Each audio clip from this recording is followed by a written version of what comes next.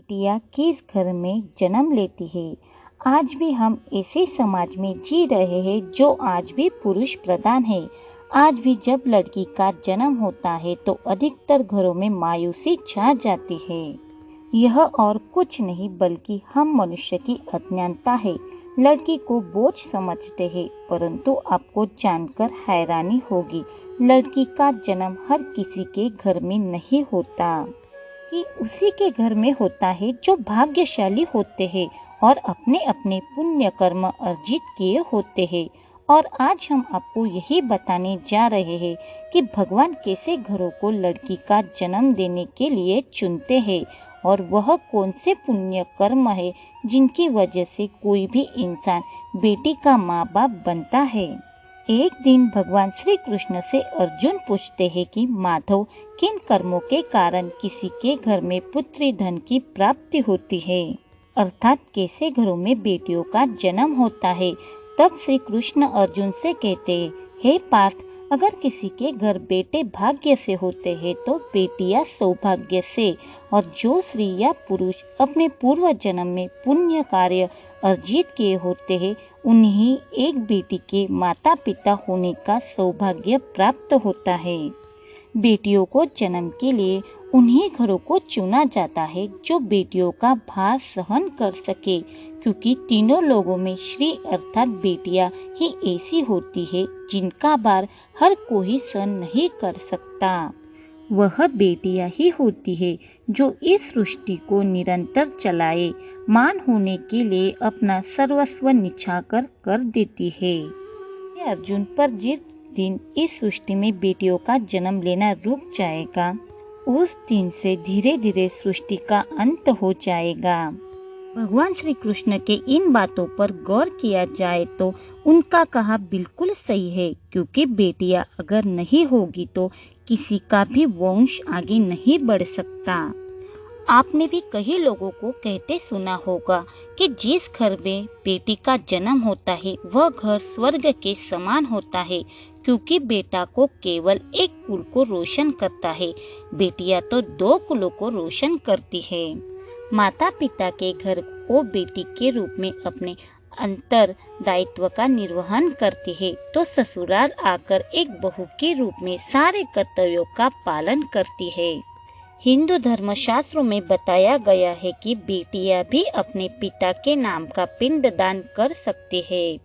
वही अगर ससुराल पक्ष में कोई पुरुष नहीं है तो इस स्थिति में बहू भी पिंडदान कर सकती है।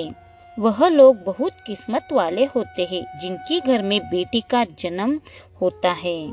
वही जो परवल किस्मत के होते हैं जिनके घर एक से ज्यादा बेटियां होती है। शायद यही कारण है कि बेटियों को लक्ष्मी कहा गया है। बहुत से लोगों की सोच यही होती है, बेटी है तो बिना समय गवाए और इस पर पढ़ाई में पैसे लगाए जल्द से जल्द शादी कर दो। लेकिन यह सोच एक बेटी के भविष्य को बर्बाद कर देती है। जरा सोचिए, एक बच्ची के मन में कितने सपने होते हैं, उसे कुछ करना है, लेकिन यह अपने सिर्फ सपने ही रह जाते हैं। इसीलिए अपनी बेटियों के सपने पूरे करने देना चाहिए। उन्हें जीवन में हर वह खुशी दे जो उन्हें मिलनी चाहिए। एक बेटे से ज्यादा एक बेटी हमेशा अपने माता पिता के लिए सोचती है। माता पिता को प्यार और अपनापन बेटी ही दिखा सकती है।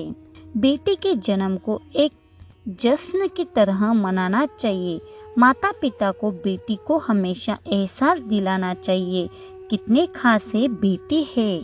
क्या बेटी माता पिता के लिए बोझ होती है? बेटी कभी भी बाप पर बोझ नहीं होती, वह सिर्फ अपनी और अपने परिवार की किस्मत बनाने के लिए जन्म लेती है। एक कथा के अनुसार 2 मित्र लंबे समय के बाद एक दूसरे से मिलने एक दोस्त के दूसरे से उनका हाल पूछता। जवाब में उसने कहा कि मेरे हाल तो एकदम बढ़िया है, और हो भी क्यों ना मेरे 2 बेटे जो है। तभी वह अपने दोस्त से पूछता कि तेरे घर में कितने बच्चे हैं? दोस्त खुशी से बताता है कि मेरे घर में 2 बेटियां हैं। उसका दोस्त भगवान का शुक्रिया अदा करता हुआ कहता है कि मैं धन्य हूँ मेरे घर बेटियां नहीं है। यह सुनकर पिता के आंखों से आंसू आ गए।